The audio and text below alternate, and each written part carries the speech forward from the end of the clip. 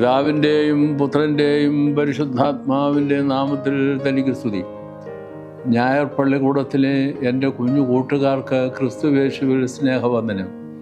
പ്രിയപ്പെട്ട കുഞ്ഞുങ്ങളെ, മിസ്രൈമിൽ നിന്ന് കനാൻ നാട്ടിലേക്കുള്ള പുറപ്പാടാണ് സന്ദർഭം. പുറപ്പാടിൻ്റെ നാൾവഴികളിൽ സുപ്രധാനമായ നാഴികക്കല്ലുകളാണ് നമ്മൾ ഈ കഴിഞ്ഞ ഞായറാഴ്ചകളിലായി പരിശോധിച്ചു വരുന്നത്. ഇപ്പോൾ നമുക്ക് സീനായ് പർവ്വതം വരെ വരാം. സീനായ് പർവ്വതത്തിന് മറ്റൊരു പേരാണ് ഹോരേബ് പർവ്വതം. ഇവിടെ നമുക്ക് ദൈവത്തിൻ്റെ അത്ഭുതകരമായ ഇടപെടൽ കാണാൻ സാധിക്കും. ദൈവം തൻ്റെ ജനത്തെ സന്ദർശിക്കുകയാണ്. ഇതിനു മുമ്പ് നമ്മൾ സൂചിപ്പിച്ചിട്ടുള്ളതുപോലെ ദൈവത്തിനും ദൈവജനത്തിനും മധ്യേ ദൈവപുരുഷനായ മോശ. ഹോരേബ് പർവ്വതം അല്ലെങ്കിൽ സീനായ് പർവ്വതം ദൈവവും മോശയും തമ്മിൽ അഭിമുഖമായി വരുന്ന ഇടങ്ങളാണ്. അതുവഴി ദൈവം തൻ്റെ ജനത്തോട് ഇടപെടുന്ന ധാരാളം നിമിഷങ്ങൾ ഉണ്ടാവുകയായി. ഇസ്രായേൽ ജനം സീനായുടെ അടിത്തട്ടിൽ വന്നു. മോശ സീനായ് പർവ്വതത്തിലേക്ക് പ്രവേശിക്കുകയായി.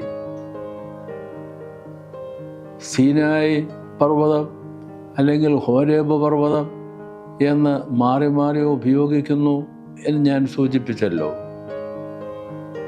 പുറപ്പാട് പുസ്തകത്തിലും സംഖ്യാപുസ്തകത്തിലും സീനായ് പർവ്വതം എന്നാണ് ഉപയോഗിക്കുന്നതെങ്കിൽ ആവർത്തന പുസ്തകത്തിൽ അതേപോലെ തന്നെ രാജാക്കന്മാരുടെ 1-ാം പുസ്തകം 19 അധ്യായത്തിൽ അവിടെ ദൈവത്തിൻ്റെ പർവ്വതമായ ഹോരേബ് എന്നാണ് ഉപയോഗിച്ചിരിക്കുന്നത്. അതുമാത്രമല്ല, പുറപ്പാട് പുസ്തകത്തിൽ തന്നെ 3-ാം അധ്യായത്തിൽ ഇതിനു മുമ്പ് നാം പഠിച്ചിട്ടുള്ളതുപോലെ ദൈവം ആദ്യമായി മോശയ്ക്ക് വെളിപ്പെടുന്നത് ഹോരേബ് പർവ്വതത്തിലാണെന്ന്, അത് മുൾപ്പടർപ്പിൻ്റെ മധ്യയാണെന്നും നാം നേരത്തെ തന്നെ പഠിച്ചിട്ടുണ്ടല്ലോ. ഹോരേബ് പർവ്വതത്തിൽ വെച്ചുള്ള ആ ആദ്യത്തെ കൂടിക്കാഴ്ച രേഖപ്പെടുത്തിയിരിക്കുന്നത് പുറപ്പാട് പുസ്തകം 3-ാം അധ്യായം 1 മുതൽ 12 വരെയുള്ള വാക്യങ്ങളിലാണ്.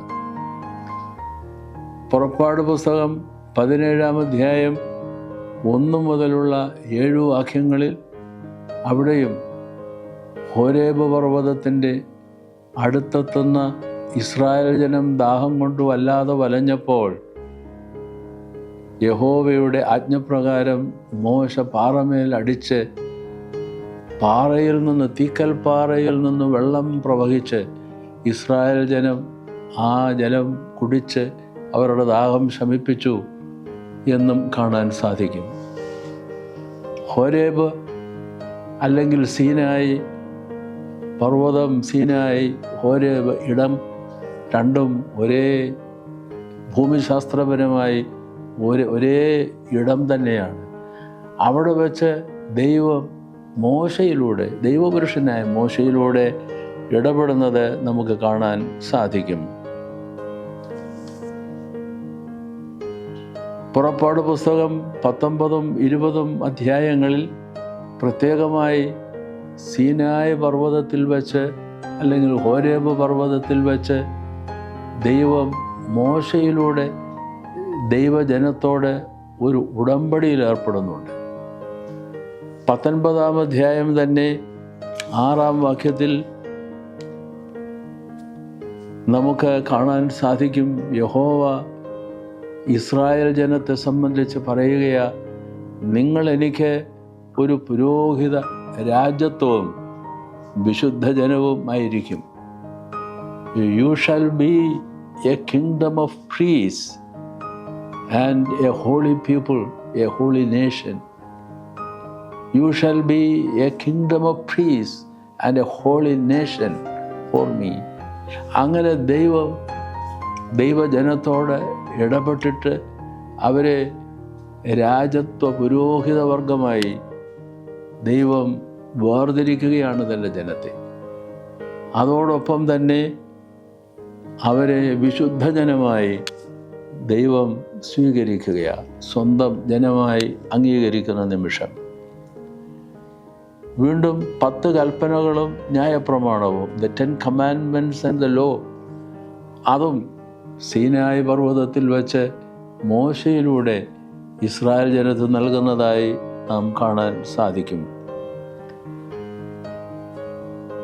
കുറച്ചുകൂടെ മുമ്പോട്ട് നമ്മൾ പോകുമ്പോൾ 1 രാജാക്കന്മാർ 19-ാം അധ്യായം 8 മുതലുള്ള വാക്യങ്ങളിൽ നമുക്ക് കാണാൻ സാധിക്കുന്ന മറ്റൊരു വലിയ ദൈവത്തിൻ്റെ ഇടപെടലിൻ്റെ ഒരു ഇടമായി ഹോരേബ് തീരുന്നു കാണാൻ സാധിക്കും. ഇസ്രായേലിൻ്റെ രാജാവായ ആഹാബിൻ്റെ ഭാര്യ ഇസബേൽ വളരെ ശക്തയായിരുന്നു. ഏലിയ ദൈവപുരുഷനെ, പ്രവാചകനെ കൊല്ലുവാൻ അവൾ ഒരുമ്പെടുകയാണ്. ഭയപ്പെട്ടു ഏലിയാവ്, അവിടെ നിന്ന് ഓടി ബേർഷേബ, യഹൂദ്യരുടെ ബേർഷേബയിൽ തൻ്റെ ഭൃത്തിനെ കൊണ്ടുവന്ന് ആക്കിയ ശേഷം മരുഭൂമിയിലൂടെ ഓടുകയാണ്.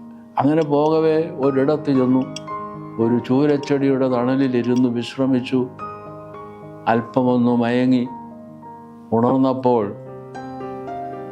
അടുത്ത് ഒരടയും അല്ലെങ്കിൽ ഒരപ്പവും ഒരു തുരുത്തി അല്ലെങ്കിൽ ഒരു കിണ്ണം, അതിൽ നിറയെ വെള്ളവും. അപ്പവും വെള്ളവും കുടിച്ചു. വീണ്ടും ക്ഷീണം തീർന്നില്ല, കിടന്നുറങ്ങി. വീണ്ടും ഉണർന്നപ്പോൾ വീണ്ടും ഒരടയും ഒരു തുരുത്തി വെള്ളവും.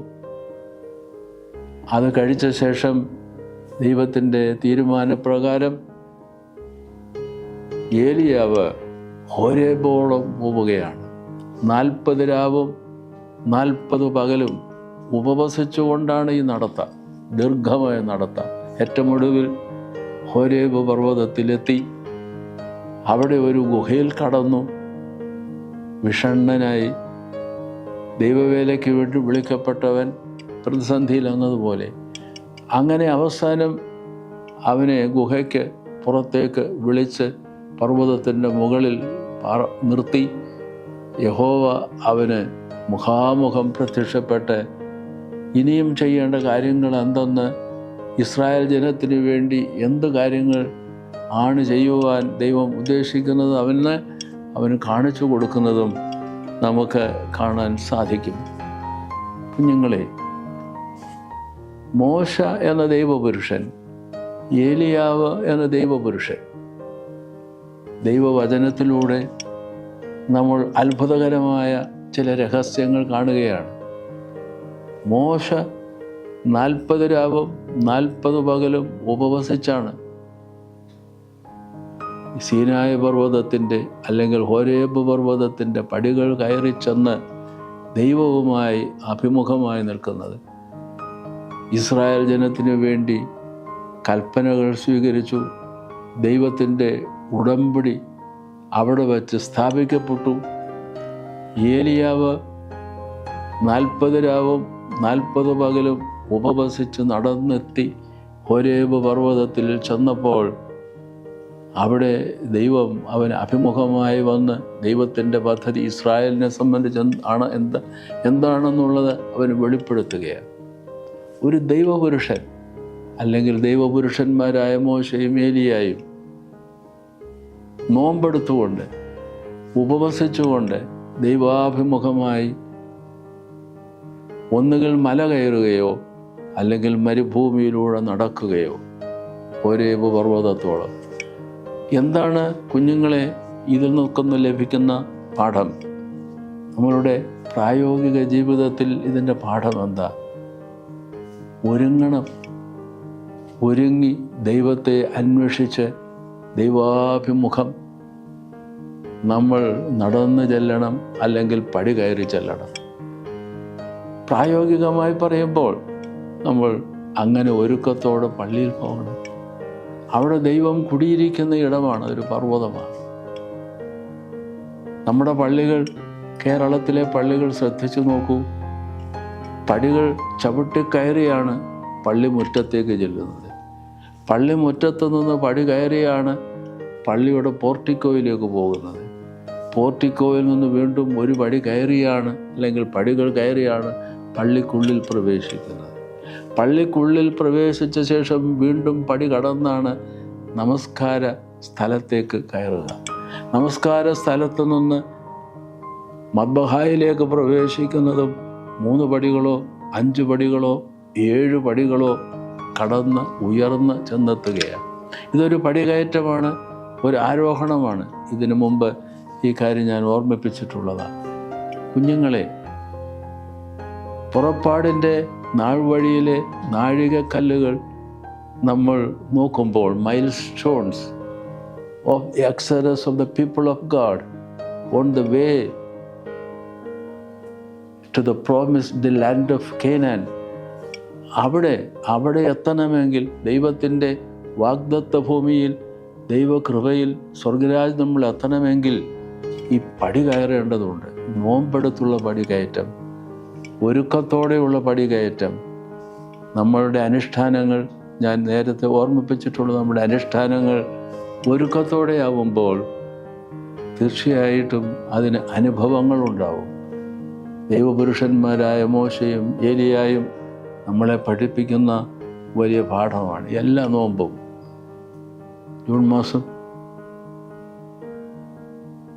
13 നോമ്പ് നമുക്ക് നോക്കാം. ഈ ഒരു പ്രത്യേകമായ ലക്ഷ്യം മുൻ കണ്ടുകൊണ്ട്, മനസ്സിൽ വെച്ചുകൊണ്ട് തീർച്ചയായും അത് അനുഭവങ്ങൾ സൃഷ്ടിക്കും, സംശയമൊന്നുമില്ല. കുഞ്ഞുങ്ങളെ, ഒരുക്കത്തോടെ തയ്യാറെടുപ്പോടെ നിഷ്ഠകൾ അനുഷ്ഠിക്കുമ്പോൾ ദൈവസന്നിധിയിലേക്ക് കയറി ചെല്ലുവാൻ നമുക്കാവും. ദൈവത്തിൻ്റെ കൃപ നാം എല്ലാവരിലും ഉണ്ടായിരിക്കുമാറാകട്ടെ എന്ന് പ്രാർത്ഥിക്കുന്നു.